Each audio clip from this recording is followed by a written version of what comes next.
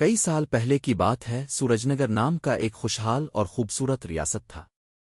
یہ ریاست نہ صرف اپنی شان و شوکت کے لیے مشہور تھی بلکہ اس کے لوگ بھی انتہائی ہنرمند، محنتی اور محبت دل تھے۔ سورجنگر کی سلطنت کے اندر ایک عجیب قسم کی فضا تھی، ایک ایسی فضا جہاں امن اور سکون کا راج تھا۔ ریاست کی خوبصورتی میں اضافہ اس کے محلوں، باغات اور ریاستی درختوں سے تھا جو خاص قسم کے خوشبودار پھولوں سے سجے ہوئے تھے۔ یہ ریاست اپنے حکمراں بادشاہ ادیان اور ملکہ سمترا کے لیے بھی جانی جاتی تھی۔ دونوں نہ صرف اپنے عوام کے لیے محبت بھرا دل رکھتے تھے بلکہ وہ انصاف کے پختی اصولوں پر چلتے تھے۔ ان کا ایک ہی خواب تھا کہ ان کے خاندان میں ایک ایسا وارث ہو جو سورجنگر کی عظمت کو اور بڑھا سکے۔ لیکن ان کی زندگی میں ایک خلا تھا۔ اس خلا کا نام تھا اولادہ۔ بادشاہ اور ملکہ کی زندگی میں یہ غم ہمیشہ موجود تھا کہ وہ والدین نہیں بن پائے تھے۔ انہوں نے بہت دعا کی، ہر لمحہ رب سے اولاد کی دعا کی تاکہ ریاست کا وارث پیدا ہو سکے۔ کئی سال تک ان کی دعائیں بے اثر رہیں، لیکن ایک دن ان کی دعا بالاخر قبول ہوئی۔ ملکہ سمترا نے ایک خوبصورت بچی کو جنم دیا۔ یہ بچی اتنی حسین تھی کہ اس کے چہرے کی مسکراہٹ سے پورا محل روشن ہو گیا تھا۔ بادشاہ ادیان نے پورے ریاست میں خوشی کا اعلان کیا اور ہر طرف جشن منایا جانے لگا۔ محل میں رنگ و نور کی محافل سجی تھی اور سورجنگر کے ہر گوشے میں خوشی کی لہر دوڑ گئی تھی۔ پورے شہر میں پھولوں کی بارش کی گئی اور ہر فرد نے مل کر اس خوشی کا جشن منایا۔ لیکن یہ خوشی عارضی ثابت ہوئی۔ وہ رات جو خوشیوں کی علامت تھی وہی ایک المناک حادثے کی رات بننے والی تھی۔ محل میں ایک دائی تھی جس کا نام کملا تھا۔ کملا بہت چالاک اور ہوشیار عورت تھی، لیکن اس کی زندگی میں ایک چھپا ہوا غصہ تھا جو اس کی ہر حرکت کو متاثر کرتا تھا۔ اس کی اپنی زندگی میں ایک دردناک حقیقت چھپی ہوئی تھی۔ کملا کی بہن کے پاس کبھی اولاد نہیں تھی اور وہ ہمیشہ اس بات کا رونا روتی رہتی تھی کہ اس کا خاندان اس بات سے محروم ہے۔ کملا کی بہن نے اسے ایک سازش کی پیشکش کی، اگر تم میرے لیے راجکماری کو چوری کر لاؤ تو میں تمہیں بے شمار دولت دے دوں گی۔ کملا کا دل لالچ سے بھر گیا اور اس نے اس پیشکش کو قبول کر لیا۔ اس نے سوچا کہ اگر وہ راجکماری کو چارہ کر اپنی بہن کے حوالے کر دے گی تو نہ صرف اس کی بہن خوش ہوگی بلکہ وہ بھی اس دولت سے فائدہ اٹھا سکے گی۔ چاندنی رات میں کملا محل میں چپکے سے داخل ہوئی اور اس نے وہ بچی چارہ لی۔ کملا نے نومولود راجکماری کو اٹھایا اور اسے غریب کسان دینو اور اس کی بیوی گنگا کے گھر چھوڑ دیا۔ اس کے بدلے میں کملا نے اپنی بہن سے بہت سی دولت اور وعدے حاصل کیے۔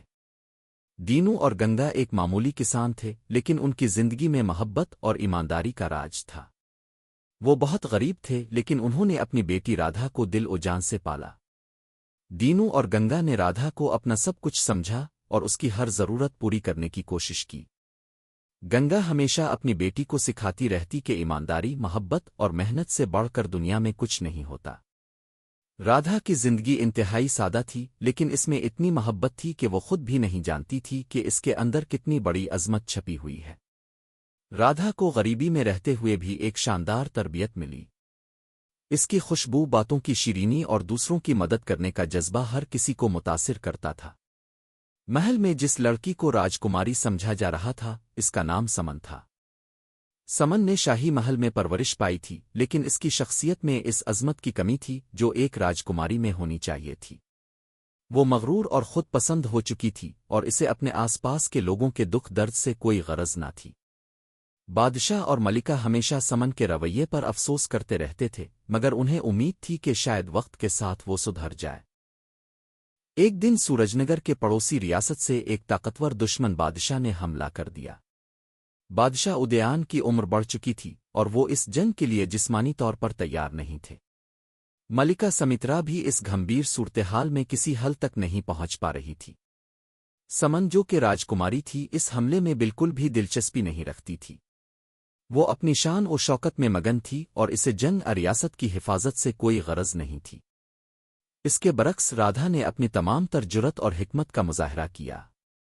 وہ گاؤں کے لوگوں کے ساتھ مل کر زخمیوں کا علاج کرتی، سپاہیوں کی رہنمائی کرتی اور جنگ کی حکمت عملی تیار کرتی۔ رادھا کی قیادت نے دشمن کے حملے کو ناکام بنا دیا اور اس کی بہادری اور حکمت کی کہانیاں پورے ریاست میں سنائی جانے لگیں۔ جب پورے سورجنگر میں رادھا کی بہادری اور لیڈرشپ کے قصے مشہور ہو گئے تو بادشاہ ادیان اور ملکہ سمترا نے سوچا کہ ان کی بیٹی سمن میں قیادت کی صلاحیت کیوں نہیں ہے، حالانکہ وہ راجکماری تھی۔ اس کے برعکس ایک غریب کسان کی بیٹی رادھا میں وہ تمام خصوصیات تھیں جو ایک حکمران میں ہونی چاہئیں۔ محل کے ایک بوڑھے خادم سیومراج نے بھی یہ حقیقت محسوس کی کہ شاید وہی رادھا ہے جس کا تعلق شاہی خاندان سے تھا۔ سیومراج کو یاد آیا کہ جب راجکماری کا جنم ہوا تھا تو ایک خاص سنہری چادر میں اسے لپیٹ کر رکھا گیا تھا جو شاہی خاندان کی ایک روایت تھی۔ سیومراج نے بادشاہ کو بتایا کہ وہ چادر کسان کے گھر میں دیکھی گئی ہے۔ بادشاہ نے فوراً سپاہی بھیج کر اس چادر کو تلاش کرنے کا حکم دیا۔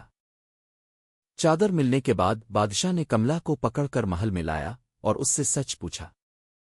کملا نے ابتدا میں ڈر کے مارے کچھ نہ کہا، مگر جب اسے یقین دلایا گیا کہ اسے سخت سزا نہیں دی جائے گی اگر وہ سچ بتائے تو اس نے تمام حقیقت بتا دی۔ کملا نے اعتراف کیا کہ اس نے اپنی لالچ میں آ کر راجکماری کو تبدیل کر دیا تھا۔ جب سمن کو یہ حقیقت پتہ چلی تو وہ حیران و پریشان ہو گئی۔ اس نے اپنی پوری زندگی راجکماری سمجھ کر گزار لی تھی اور اب اسے یہ جان کر دھچکا لگا کہ وہ صرف ایک معمولی لڑکی تھی۔ رادھا نے اس کے باوجود اپنے کسان والدین کو چھوڑنے کا کوئی ارادہ نہیں کیا۔ وہ جانتی تھی کہ اس کی حقیقت صرف اس کے اعمال سے ظاہر ہوتی ہے اور وہ کبھی بھی اپنے والدین سے نہیں چھوٹے گی۔ بادشاہ ادیان نے رادھا کو ولی عہد قرار دیا اور اس کے ساتھ ہی سمن کو یہ سبق دیا کہ عظمت کبھی بھی پیدائش سے نہیں بلکہ اعمال سے آتی ہے۔ رادھا کی قیادت میں سورجنگر ایک انصاف پسند، خوشحال اور امن سے بھرپور ریاست بن گیا جہاں ہر فرد کو اس کے اعمال کی بنیاد پر عزت دی جاتی تھی۔ ایک دور دراز اور سبز و شاداب گاؤں میں ایک غریب کسان رہتا تھا جس کی زندگی میں سب کچھ سادہ تھا۔ اس کے پاس بہت زیادہ دولت نہیں تھی، نہ ہی کوئی قیمتی چیزیں، مگر اس کی زندگی کی سب سے قیمتی چیز اس کا گھوڑا تھا۔ وہ گھوڑا اس کی زندگی کا مرکز تھا جو نہ صرف اس کی کھیتی باڑی میں مدد کرتا تھا بلکہ گاؤں میں سامان لانے لے جانے کے لیے بھی استعمال ہوتا تھا۔ کسان کو اس گھوڑے سے بہت محبت تھی کیونکہ اس کے بغیر اس کی زندگی کا تصور بھی مشکل تھا۔ گاؤں کا ماحول بہت پرامن اور آرام دہ تھا۔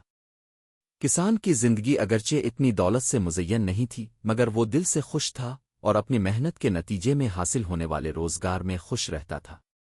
صبح کے وقت وہ اپنے گھوڑے کو ہل کے ساتھ جوڑ کر کھیتوں میں کام کرنے نکل پڑتا تھا اور شام کو جب کام ختم کر کے واپس آتا تو وہ اس کی دیکھ بھال کرتا اور اسے مناسب کھانا دیتا۔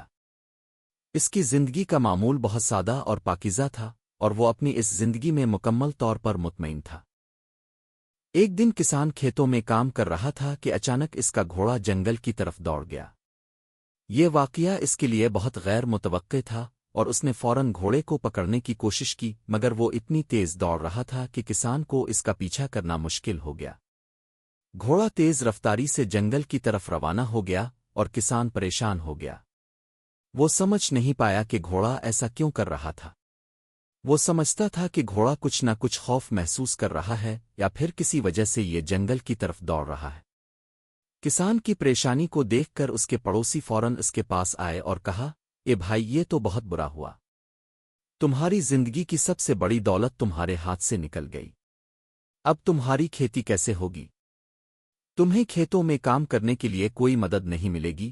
کسان نے ہمت نہیں ہاری اور مسکراتے ہوئے جواب دیا، اچھا اب برا کون جانے۔ یہ جواب گاؤں والوں کو بہت عجیب لگا کیونکہ وہ ایسا رد عمل توقع نہیں کر رہے تھے۔ لوگوں کی سوچ تھی کہ ایک غریب کسان کی سب سے بڑی دولت گھوڑا ہی تھا اور اب جب وہ گھوڑا اس کے ہاتھ سے نکل گیا تھا تو کسان کو بہت زیادہ پریشانی کا سامنا ہوگا۔ لیکن کسان نے کسی قسم کی مایوسی یا افسوس کا اظہار نہیں کیا، اس کے باوجود وہ مسکرا رہا تھا اور اس کا یہی طرز عمل گاؤں والوں کے لیے ایک سوال بن گیا۔ کچھ دنوں بعد وہی گھوڑا واپس آ گیا اور ساتھ میں 2 جنگلی گھوڑے بھی لے آیا۔ یہ منظر کسان کے لیے خوشی کا باعث بن گیا کیونکہ اس کا گھوڑا نہ صرف واپس آیا تھا بلکہ اس کے ساتھ 2 جنگلی گھوڑے بھی لے آیا تھا جو اس کی کھیتی اور دیگر کاموں میں مزید مددگار ثابت ہو سکتے تھے۔ جب گاؤں والے یہ منظر دیکھتے ہیں تو فوراً کسان کے پاس پہنچے اور خوشی سے بولے، واہ، یہ تو بہت اچھا ہوا۔ اب تمہارے پاس 3 گھوڑے ہیں۔ تمہاری زندگی میں خوشیاں آئیں گی اور تمہیں کوئی مشکل نہیں ہوگی۔ کسان پھر مسکرا کر بولا، اچھا اب برا کون جانے۔ گاؤں والوں کو کسان کا یہ رد عمل بہت عجیب لگا۔ انہیں سمجھ نہیں آیا کہ وہ کس طرح اتنی بڑی خوشی پر بھی اتنے پرسکون انداز میں بات کر رہا تھا۔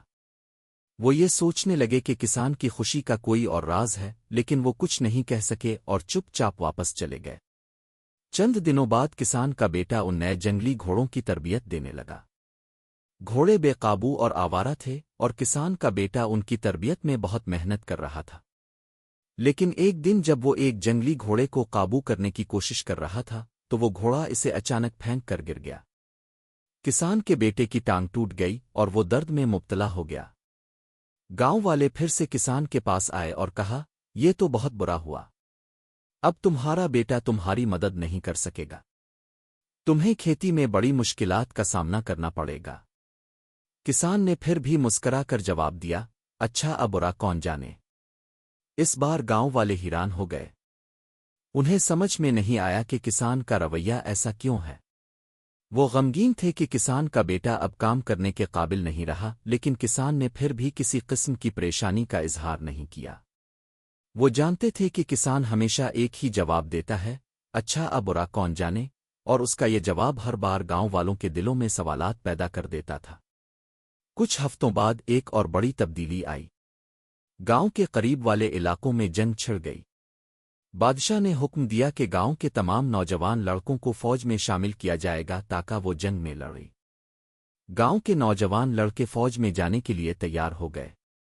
گاؤں والوں نے کہا، تمہارا بیٹا جنگ میں نہیں جا سکے گا کیونکہ اس کی ٹانگ ٹوٹ چکی ہے، اور یہ تمہارے لیے خوشی کی بات ہے کیونکہ اب تمہارا بیٹا جنگ سے بچ گیا ہے۔ کسان نے پھر بھی مسکرا کر جواب دیا، اچھا اب برا کون جانے۔ یہ بات گاؤں والوں کے دلوں میں تذبذب پیدا کر رہی تھی۔ وہ اس بات کو سمجھ نہیں پا رہے تھے کہ کسان اس بات پر اتنا مطمئن کیوں ہے۔ کچھ ہی وقت بعد وہ نوجوان لڑکے جو جنگ میں گئے تھے ان میں سے کئی واپس نہیں آئے۔ کئی لڑکے میدان جنگ میں شہید ہو گئے اور ان کے خاندانوں میں غم کا ماحول تھا۔ گاؤں کے دوسرے لوگ ان نوجوانوں کی قربانیوں کو دیکھ کر افسردہ ہو گئے۔ کسان کا بیٹا جو کہ جنگ میں نہیں گیا تھا اپنے والد کی مدد کرتا رہا۔ کسان نے اپنی زندگی کو پھر سے اپنے معمول کے مطابق چلایا اور محنت کرتا رہا۔ اس کے پاس 3 گھوڑے تھے جن کی مدد سے وہ کھیتی اور دوسرے کاموں کو آسانی سے نمٹاتا تھا۔ اس کی زندگی میں جو بھی آیا وہ اس کا مقابلہ کرتا تھا اور کبھی بھی مایوس نہیں ہوتا تھا۔ کچھ مہینوں بعد گاؤں والے پھر کسان کے پاس آئے اور کہا، تمہارا بیٹا بچ گیا، یہ تو بہت اچھا ہوا، تمہاری تقدیر بہت خوشحال ہے۔ کسان پھر مسکرا کر بولا، اچھا اب برا کون جانے۔ زندگی میں کبھی بھی ایک حادثہ واقعہ کی مکمل حقیقت کا اندازہ نہیں لگایا جا سکتا۔ جو آج برا لگ رہا ہے وہ کل ہمارے لیے بہت فائدہ مند ثابت ہو سکتا ہے، اور جو آج اچھا لگ رہا ہے وہ بھی کل کسی مشکلات کا باعث بن سکتا ہے۔ اس لیے ہمیں زندگی کے ہر لمحے کو قبول کرنے کی ضرورت ہے، بغیر کسی تشویش کے، کیونکہ ہم نہیں جانتے کہ مستقبل میں ہمارے لیے کیا ہونے والا ہے۔